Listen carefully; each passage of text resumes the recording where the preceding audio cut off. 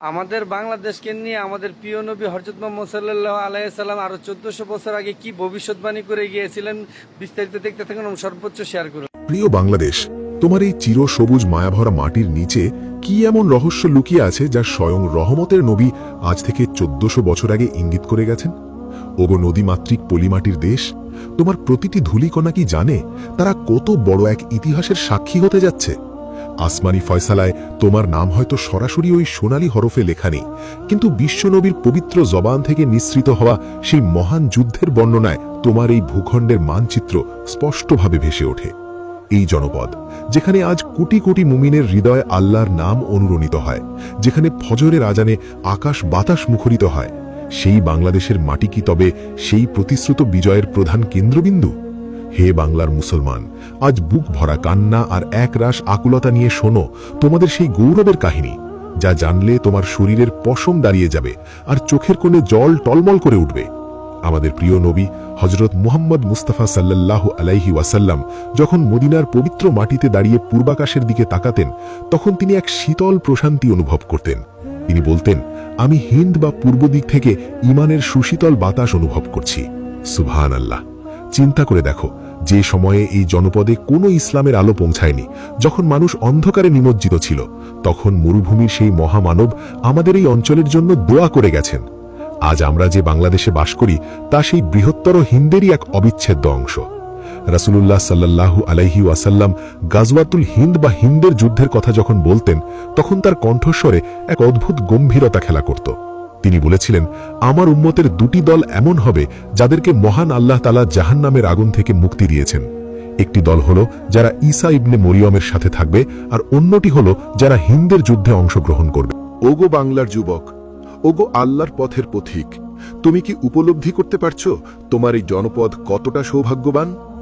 নবীজির এই ভবিষ্যৎবাণী শুধু যুদ্ধের কথা নয়, এটি ছিল এই অঞ্চলের মানুষের ঈমানের গভীরতার এক স্বীকৃতি। ইতিহাস সাক্ষ্য দেয়, এই বাংলার জমিনে কত আউলিয়া, কত সুফি দরবেশ নিজেদের জীবন বিলিয়ে দিয়েছেন শুধু কালিমার দাওয়াত পৌঁছে দেওয়ার জন্য। শাহজালাল ইয়ামেনি, শাহ মাখদুম, খানজাহান আলীর মতো মহান পুরুষেরা এই দেশের মাটিতেই শুয়ে আছেন। তাদের আগমনের কি কোনো বিশেষ উদ্দেশ্য ছিল না? অবশ্যই ছিল। তারা জানতেন শেষ জামানায় এই ভূখণ্ড হবে ইসলামের এক মজবুত দুর্গ। নবীজি সাল্লাল্লাহু আলাইহি ওয়াসাল্লাম যখন হিন্দকে নিয়ে কথা বলতেন, তখন তিনি এমন এক বিজয়ের ইঙ্গিত দিতেন যা কিয়ামতের ঠিক আগে আগে ঘটবে। সেই বিজয়ে যারা অংশগ্রহণ করবে তাদের মর্যাদা হবে নবীজির সাহাবীদের মতো। তারা হিন্দুস্তানের বাদশাদের শিকলবন্দি করে আনবে আর তাদের সকল ধন সম্পদ বাইতুল মুকাদ্দাসে অর্পণ করবে। এই যে হিন্দুস্তানের কথা বলা হয়েছে, তার প্রাণকেন্দ্র কিন্তু এই বৃহত্তর বাংলা। কারণ ইতিহাসে দেখা যায় এই অঞ্চল থেকেই বারবার ইসলামের দাওয়াত এবং শৌর্যবীর্য ছড়িয়ে পড়েছে। প্রিয় ভাই ও বোনেরা আমার, কান পেতে শোনো সেই ব্যথাতুর হৃদয়ের ডাক। আজ যখন আমরা চারদিকে ফিতনা আর অশান্তি দেখি, তখন আমাদের মনে পড়ে যায় নবীজির সেই অমোঘ বাণীগুলো। তিনি বলেছিলেন, শেষ জামানায় একটি দল পূর্ব দিক থেকে কালো পতাকা নিয়ে বের হবে। তারা যে জনপদ দিয়ে যাবে সেখানে কেউ তাদের গতিরোধ করতে পারবে না। তারা জেরুজালেমের পবিত্র ভূমি পর্যন্ত পৌঁছে যাবে এবং সেখানে ইমাম মাহাদির হাতে বায়াত গ্রহণ করবে। ওগো বাংলার ঈমানদার জনতা, তোমরা কি সেই দলের অপেক্ষায় আছো? তোমাদের এই মাটির যে নদীগুলো বয়ে যাচ্ছে, তারা কি তবে সেই রক্তক্ষয়ী সংগ্রামের কথা মনে করিয়ে দেয় না? বাংলার সবুজ জমিন হয়তো একদিন এই কালো পতাকাবাহী যোদ্ধাদের পদভারে প্রকম্পিত হবে। নবীজি বলেছিলেন, হিন্দের যুদ্ধে যারা অংশ নেবে, আল্লাহ তাদের গুনাহগুলো মাফ করে দেবেন এবং তারা চিরস্থায়ী জান্নাতের অধিকারী হবে। এই এক বিশাল প্রাপ্তি যা পৃথিবীর কোনো ধন সম্পদ দিয়ে মাপা সম্ভব নয়। আমরা যখন বাংলাদেশের মানচিত্রের দিকে তাকাই, আমরা দেখতে পাই আমাদের চারপাশে ভিন্ন মতাবলম্বীদের বেষ্টনী। কিন্তু নবীজির ভবিষ্যৎবাণী অনুযায়ী এই প্রতিকূলতার মাঝেই লুকিয়ে আছে বিজয়ের বীজ। তিনি এমনভাবে বর্ণনা করেছেন যেন এই অঞ্চলটি হবে ঈমানের এক নিরাপদ আশ্রয়স্থল। আজ বাংলাদেশে মুসলিম জনসংখ্যা এবং তাদের ধর্মীয় আবেগের দিকে তাকালে বোঝা যায় কেন এই মাটি এত গুরুত্বপূর্ণ। নবীজি সাল্লাল্লাহু আলাইহি ওয়াসাল্লাম সরাসরি বাংলাদেশের নাম নেননি ঠিকই, কিন্তু যে ভৌগোলিক অবস্থান এবং যে বৈশিষ্ট্য তিনি বর্ণনা করেছেন তা বর্তমান বাংলাদেশের সাথে হুবহু মিলে যায়। তিনি এমন এক সময়ের কথা বলেছেন যখন মুসলমানরা হবে অসহায়, যখন তাদের চারদিক থেকে ঘিরে ফেলা হবে, ঠিক যেমন ক্ষুধার্ত মানুষ দস্তরখান ঘিরে ধরে। কিন্তু সেই দুঃসময়েও এই অঞ্চলের মানুষ তাদের ঈমান হারাবে না। তারা ধৈর্য ধারণ করবে এবং আল্লাহর সাহায্যের জন্য অপেক্ষা করবে।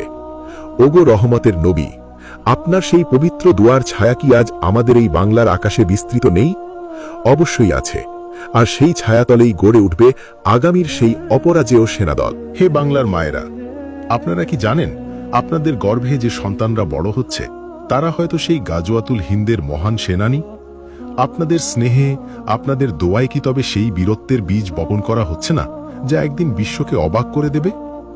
নবীজি সাল্লাল্লাহু আলাইহি ওয়াসাল্লাম সেই জামানার বর্ণনা দিতে গিয়ে বলেছিলেন, মুমিনরা হবে একটি দেয়ালের মতো, একে অপরকে শক্তি যোগাবে। আজ বাংলাদেশে যে ঐক্য আর ভ্রাতৃত্বের এক অদ্ভুত সুর শোনা যায়, শত অভাব আর কষ্টের মাঝেও মানুষ যখন তার ভাইয়ের পাশে দাঁড়ায়, তা কি তবে সেই নবীজির স্বপ্নেরই এক বাস্তব প্রতিফলন নয়?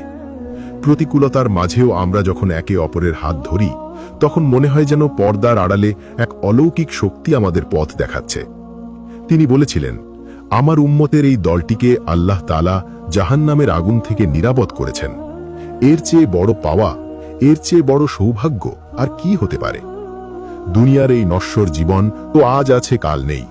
আজ আমাদের প্রাসাদ থাকতে পারে, আবার কাল ধুলায় মিশে যেতে পারে, কিন্তু সেই অনন্তকালের মুক্তি আর নবীজির সাথে জান্নাতে থাকার যে সুসংবাদ, তা কি আমাদের হৃদয়কে আন্দোলিত করে না? নবীজির প্রতিটি ভবিষ্যৎবাণী ধ্রুব সত্যের মতো স্পষ্ট। তিনি যখন দাজ্জালের ফিতনার কথা বলেছেন, তখন তিনি পূর্ব দিক থেকে আসা সাহায্যের কথাও বলেছেন, আর সেই সাহায্যের এক বিশাল অংশ আসবে এই ভূখণ্ড থেকে। বাংলাদেশের মানুষ হয়তো আজ বিশ্ব রাজনীতিতে অবহেলিত, হয়তো আমরা সামরিক শক্তিতে খুব বেশি শক্তিশালী নই, কিন্তু আধ্যাত্মিক জগতে এই দেশের মর্যাদা আকাশচুম্বী।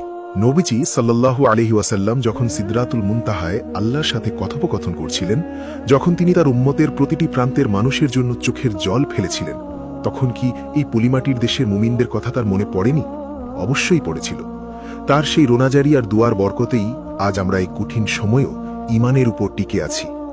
গাজওয়াতুল হিন্দ কোনো কল্পনা নয়, এটি একটি বাস্তবতা যা সময়ের সাথে সাথে আমাদের সামনে উন্মোচিত হচ্ছে। এই যুদ্ধে যারা শরিক হবে, তাদের মর্যাদা হবে বদরের যুদ্ধের শহীদদের মতো।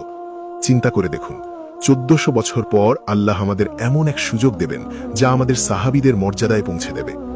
আজ যখন আমরা আমাদের চারপাশে হাহাকার দেখি, চারদিকে জুলুমের রাজত্ব দেখি, তখন আমাদের সেই সোনালী দিনের কথা মনে পড়ে। নবীজির ভবিষ্যৎবাণী আমাদের শিখিয়েছে ধৈর্য ধারণ করতে। তিনি বলেছিলেন, শেষ জামানায় ফিতনাগুলো বৃষ্টির ফোঁটার মতো একের পর এক ঝরতে থাকবে। আজ আমাদের সমাজ, আমাদের সংস্কৃতি যেভাবে আক্রান্ত হচ্ছে, তাতে বোঝা যায় সেই মহাপ্রলয়ের পূর্ব মুহূর্ত শুরু হয়ে গেছে। কিন্তু নবীজি আমাদের আশাহত হতে নিষেধ করেছেন। তিনি বলেছেন, আমার উম্মত হলো বৃষ্টির মতো, যার শুরুটা ভালো নাকি শেষটা ভালো তা বলা যায় না। অর্থাৎ শেষ জামানার মুমিনদের ঈমানি তেজ হবে শুরুর যুগের মুমিনদের মতোই প্রখর, আর এই তেজ সবথেকে বেশি ফুটে উঠবে আমাদের এই প্রিয় বাংলাদেশে। এখানকার আলেমদের কণ্ঠে যখন হকের আওয়াজ ওঠে, তখন জমিন থরথর করে কাঁপে। এখানকার সাধারণ মানুষ যখন জুমার নামাজে কাতারবদ্ধ হয়, তখন আসমানের ফেরেশতারাও হয়তো অবাক হয়ে তাকিয়ে থাকে। ওগো মদিনার ধূলিকণা, তুমি কি জানো তোমার প্রতি এই বাংলার মানুষের ভালোবাসা কতটা গভীর? আমরা হয়তো তোমাকে দুচোখে দেখিনি, কিন্তু আমাদের প্রতিটি দীর্ঘশ্বাসে তোমার সুঘ্রাণ মিশে আছে। নবীজির সেই ভবিষ্যৎবাণী আমাদের শিরায় শিরায় যে উদ্দীপনা তৈরি করে, তা পৃথিবীর কোনো শক্তি দমিয়ে রাখতে পারবে না। আমরা হয়তো আজ অবহেলিত, কিন্তু আধ্যাত্মিক জগতের রাজ সিংহাসন হয়তো এই বাংলার ঈমানদারদের জন্যই অপেক্ষা করছে। আমাদের চোখের পানি বৃথা যাবে না, আমাদের এই ধৈর্য একদিন বিজয়ের মশাল হয়ে জ্বলবে।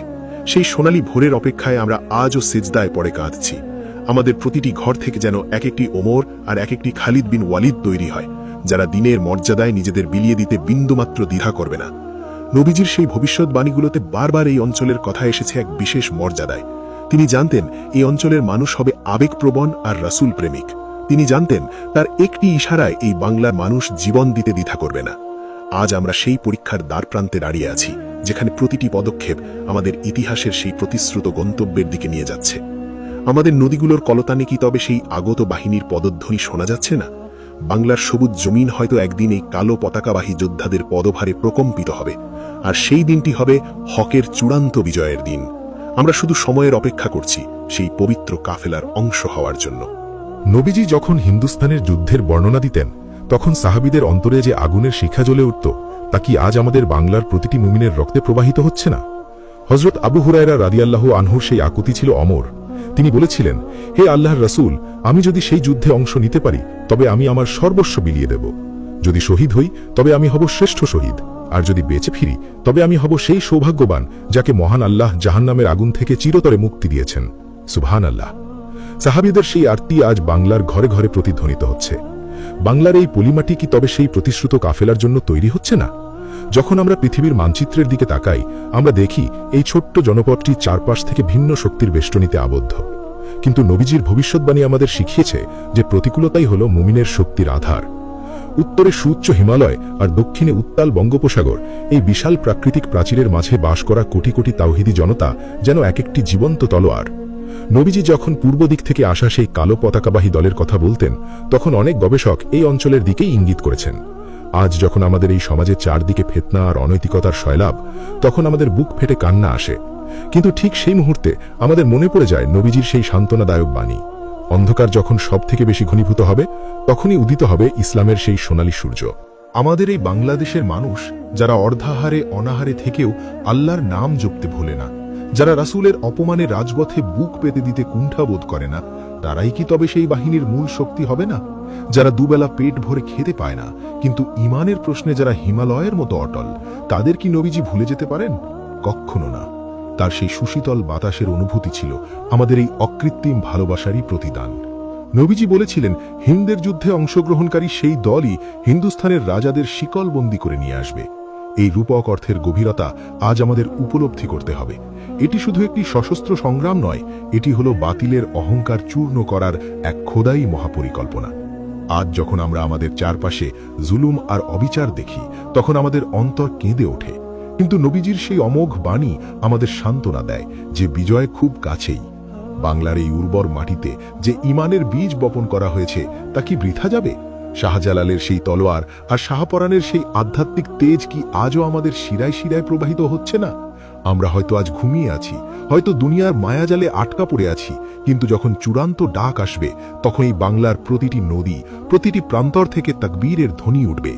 নবীজির ভবিষ্যৎবাণী অনুযায়ী সেই বাহিনীর কাছে এমন এক আধ্যাত্মিক শক্তি থাকবে যা পৃথিবীর কোনো আধুনিক মারণাস্ত্র দিয়ে ঠেকানো সম্ভব হবে না, কারণ তাদের সাথে থাকবে আল্লাহর কুদরতি সাহায্য। ওগো বাংলার যুবক, তোমার এই শান্ত স্বভাবের আড়ালে লুকিয়ে আছে এক আগ্নেয়গিরি। সেই দিন যখন সত্যের ঝান্ডা উড়বে, তখন এই মাটির প্রতিটি ধূলিকণা মুমিনদের বীরত্বের সাক্ষ্য দেবে। আমাদের হৃদয়ের প্রতিটি স্পন্দন যেন সেই মহাবিজয়ের আগাম ঘোষণা দেয়। ওগো রহমতের নবী, আপনার পবিত্র দুয়ার ছায়া কি আজ আমাদের এই বাংলার আকাশে বিস্তৃত নেই? অবশ্যই আছে। আর সেই ছায়াতলেই গড়ে উঠবে আগামীর সেই অপরাজেয় সেনাদল, যারা শুধু আল্লাহর সন্তুষ্টির জন্য নিজেদের জীবন বিলিয়ে দেবে। আমরা অপেক্ষায় আছি সেই সোনালী ভোরের, যখন আমাদের এই ক্ষুদ্র প্রচেষ্টাগুলো কবুল হবে আর আমরা হব সেই প্রতিশ্রুত বিজয়ের সাক্ষী। ওগো দয়াময় মাবুদ, আমাদের এই পলিমাটির দেশকে আপনি কবুল করে নিন। যখন চারদিকে অন্ধকার নেমে আসবে, যখন মানুষ নিজের ঈমান নিয়ে দিশাহারা হবে, তখন আমাদের এই বাংলাদেশকে আপনি হকের আলো হিসেবে জ্বালিয়ে রাখুন। ওগো রহমতের নবী, আপনি সরাসরি আমাদের নাম না নিলেও আপনার হৃদয়ের যে উষ্ণতা আমরা অনুভব করি, তাই আমাদের বেঁচে থাকার সম্বল। আমাদের এই কাহিনী শুধু একটি গল্প নয়, এটি একটি সতর্ক বার্তা এবং একই সাথে একটি বিশাল আশা। বাংলাদেশ সরাসরি নবীজির মুখে উচ্চারিত না হলেও তার হৃদয়ে এই ভূখণ্ডের মুমিনদের জন্য যে স্থান ছিল, তা আমরা প্রতিটি নিঃশ্বাসে অনুভব করতে পারি। আর যখন আমাদের কণ্ঠ রুদ্ধ হয়ে আসে, তখন নবীজির সেই ভবিষ্যৎবাণী আমাদের মাথা উঁচু করে দাঁড়াতে শেখায়। তিনি আমাদের শিখিয়েছেন যে বিজয় মুমিনদেরই হবে যদি তারা সত্য ঈমানদার হয়।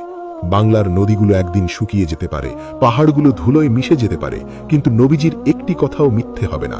গাজওয়াতুল হিন্দ হবেই হবে, আর এই বাংলাদেশের মানুষ সেখানে অগ্রণী ভূমিকা পালন করবেই করবে। ওগো প্রিয় দেশবাসী, আমাদের সময় খুব সংকীর্ণ। দাজ্জালের ফিতনা আজ আমাদের দরজায় কড়া নাড়ছে। চারদিকে বাতিলের হাসফালন আমাদের ঈমানকে কুড়ে কুড়ে খাচ্ছে। কিন্তু আমাদের ভয় নেই, কারণ আমাদের কাছে আছে নবীজির সেই অমোঘ বাণী। তিনি আমাদের পথ দেখিয়ে গেছেন। তিনি বলে গেছেন কিভাবে ঈসা আলাইহিসসালাম আকাশ থেকে নেমে আসবেন এবং মুমিনদের নেতৃত্ব দেবেন। আর সেই মহাপ্রলয়ের দিনে, সেই যুদ্ধের ময়দানে আমাদের এই হিন্দুস্থানী অঞ্চলের ভূমিকা হবে ঐতিহাসিক। বাংলাদেশের মানুষ তাদের সর্বস্ব দিয়ে সেই সময় ঈসা আলাইহিসসালাম এবং ইমাম মাহদী আলাইহিসসালামের হাতকে শক্তিশালী করবে। এটি কোনো রূপকথা নয়, এটি হলো পরম সত্য। আমাদের বিশ্বাস আমাদের সেই বিজয়ের মঞ্চে নিয়ে যাবে, আমাদের ভালোবাসা নবীজির হাত পর্যন্ত পৌঁছে দেবে। ওগো বাংলাদেশের ইমানদার বান্দারা, একবার চোখ বন্ধ করে অনুভব করো সেই দৃশ্যটি, যখন এই বাংলার বুক থেকে লাখো জনতা কালো পতাকা হাতে নিয়ে কুদসের দিকে যাত্রা করবে। তাদের মুখে থাকবে তাকবীরের ধ্বনি আর হৃদয়ে থাকবে নবীজির ভালোবাসা। পথে কোনো বাধা তাদের আটকাতে পারবে না। তারা হিন্দুস্থানের জালিম শাসকদের পরাজিত করে মহান বিজয়ের বার্তা নিয়ে যাবে। নবীজি এই দৃশ্যটি 1400 বছর আগেই দেখেছিলেন আর মুচকি হেসেছিলেন। আজ সেই হাসি আমাদের অনুপ্রেরণা। আমাদের প্রতিটি কষ্টের দিন, প্রতিটি কান্নার রাত যেন সেই মহাবিজয়ের পাথেয় হয়। বাংলার জমিন হয়তো অনেক রক্ত চেয়েছে, হয়তো আরও রক্ত চাইবে, কিন্তু সেই রক্তের প্রতিটি ফোঁটা থেকে জন্ম নেবে হাজারো ঈমানী সৈনিক।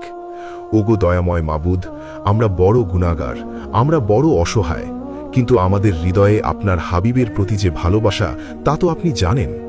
আমাদের এই পলিমাটির দেশকে আপনি কবুল করে নিন। যখন চারদিকে অন্ধকার নেমে আসবে, যখন মানুষ নিজের ঈমান নিয়ে দিশেহারা হবে, তখন আমাদের এই বাংলাদেশকে আপনি হকের আলো হিসেবে জ্বালিয়ে রাখুন। ওগো রহমতের নবী, আপনি সরাসরি আমাদের নাম না নিলেও আপনার হৃদয়ের যে উষ্ণতা আমরা অনুভব করি, তাই আমাদের বেঁচে থাকার সম্বল।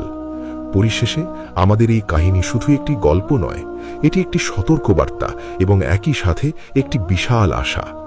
বাংলাদেশ সরাসরি নবীজির মুখে উচ্চারিত না হলেও তার হৃদয়ে এই ভূখণ্ডের মুমিনদের জন্য যে স্থান ছিল তা আমরা প্রতিটি নিঃশ্বাসে অনুভব করতে পারি। আর যখন আমাদের কণ্ঠ রুদ্ধ হয়ে আসে, যখন আমরা অপমানে আর লাঞ্ছনায় মাথা নিচু করে থাকি, তখন নবীজির সেই ভবিষ্যৎবাণী আমাদের মাথা উঁচু করে দাঁড়াতে শেখায়। তিনি আমাদের শিখিয়েছেন যে বিজয় মুমিনদেরই হবে যদি তারা সত্য ঈমানদার হয়। বাংলার নদীগুলো একদিন শুকিয়ে যেতে পারে, পাহাড়গুলো ধুলোয় মিশে যেতে পারে, কিন্তু নবীজির একটি কথাও মিথ্যে হবে না। গাজওয়াতুল হিন্দ হবেই হবে, আর এই বাংলাদেশের মানুষ সেখানে অগ্রণী ভূমিকা পালন করবেই করবে। আজ যখন এই কাহিনীর শেষ প্রান্তে দাঁড়িয়েছি, চোখের জল আর ধরে রাখতে পারছি না। হে আল্লাহ, আমাদের সেই সৌভাগ্য দান করুন যেন আমরা নবীজির সেই প্রিয় দলের অন্তর্ভুক্ত হতে পারি। আমাদের এই সবুজ বাংলাদেশকে আপনি ইসলামের এক অপরাজেয় দুর্গ হিসেবে কবুল করে নিন।